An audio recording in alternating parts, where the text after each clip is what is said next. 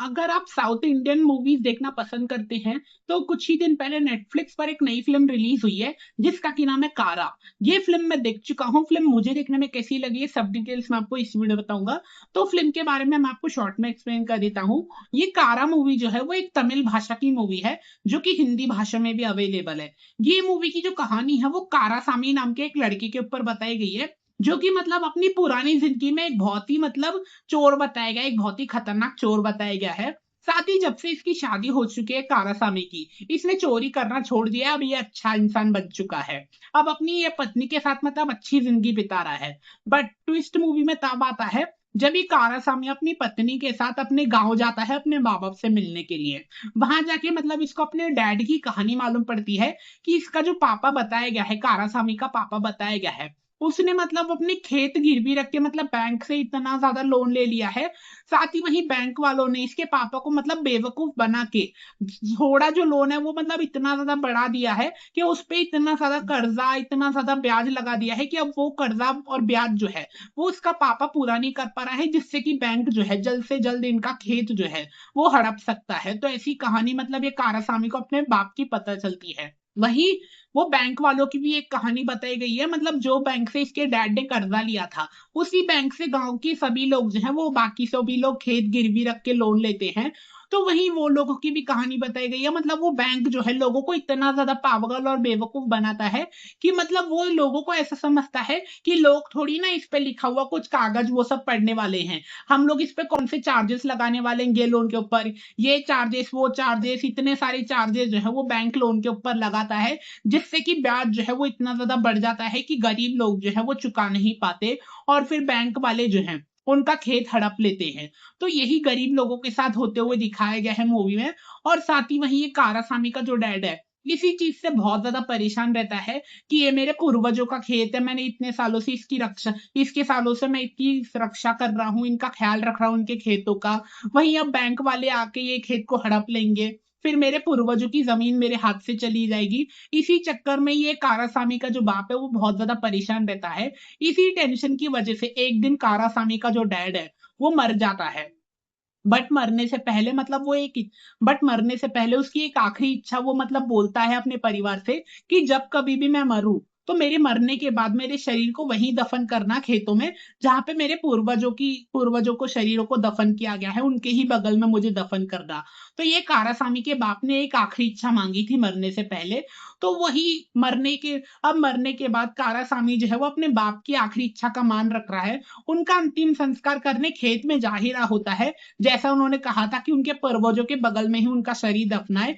But तभी ही अंतिम संस्कार के ही टाइम बैंक वाले पुलिस को लेकर आ जाते हैं और इन लोगों को मतलब अंतिम संस्कार करने से रोक देते हैं कि अब तुम लोग ये जमीन पर कुछ नहीं कर सकते, अब ये जमीन बैंक वालों की हो चुकी है तो अब तुम लोग यहाँ से निकलो।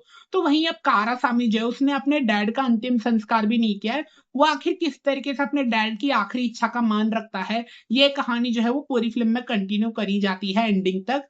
साथ ही वही ये बैंक वाले जो है इतने मूवी में गंदे बताए गए हैं ना कि मतलब एक आदमी जो है वो मर चुका है, वो बाकी लोग उसको अंतिम विदाई दे रहे हैं, उसका अंतिम संस्कार कर रहे हैं। तो ऐसे नहीं कि बैंक वाले रुक जाएं उसको अंतिम संस्कार करने दे वो परिवार लोगों को। बैंक वालों ने अंतिम संस्कार तक करने नहीं दिया, तभी ही आके जमीन हड़प ली कि तुम लोग इस जमीन पर कुछ नहीं कर सकते, अब हमारी हो चुकी है। तो ऐसे मतलब इतने गंदे बैंक वाले मूवी में बताए गए हैं ना कि मतलब गरीब लोगों को वो लोग इतना ज्यादा परेशान करते हैं, मूवी में ये सब होते हुए दिखाया गया है। तो वही कारासामी जो है वो बहुत ज्यादा मतलब गुस्से में आ चुका है कि ये बैंक वाले इतने ज्यादा गंदे, इन्होंने मतलब मेरे डैड की मतलब अंतिम संस्कार तक नहीं करने दिया। तो वहीं ये कारासामी जो है ये अपने डैड की आखिरी इच्छा का तो मान रखता है। बट आखिरी इच्छा ये किस तरीके से मान रखता है, ये सोचता है कि मैं अपने डैड की आखिरी इच्छा तो पूरी करूंगा, बस उसके लिए मुझे कुछ दिनों का इंतजार करना पड़ेगा।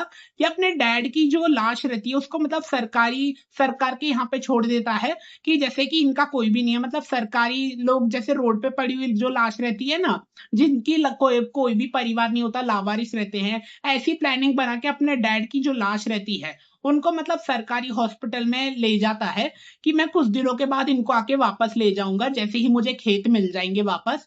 तो ये ऐसे पूरी प्लानिंग बनाता है। अब इसने क्या प्लानिंग बनाई है कि मतलब जिस बैंक से मेरे डैड ने लोन लिया है ना उसी बैंक में मैं मतलब मैं वापस से चोरी करूंगा, मतलब ये जैसा पुराना वो चोर था ना, मतलब जैसे ये पुरानी जिंदगी में चोरी करता था, वही जिंदगी मतलब इसको नई जिंदगी में इसको वापस चोरी करने पे मजबूर करना पड़ता है। मतलब एक बैंक जो है, इसके डैड का खेत वो जो हड़प के ले गए हैं, अब इसको अपने डैड के अंतिम संस्कार करने के लिए खेत वापस लेने होंगे, जिस वजह से इसको वापस से चोरी करने पे उतरना पड़ता है। तो ये क्या प्लानिंग बना रहा है कि मेरे डैड ने जिस बैंक से कर्जा लिया है, उसी बैंक में मैं चोरी करूंगा और वापस उसी बैंक को मतलब उनका ही पैसा उनको वापस लौटाऊंगा, और मेरे अपने डैड के खेत में वापस लेके आऊंगा और उनका मतलब मैं शांति से अंतिम संस्कार कर दूंगा। ऐसा ये मतलब प्लानिंग बनाता है कारासामी लड़का जो है। बट इस प्लानिंग में बहुत सारी मतलब मुसीबतें भी आती रहती है।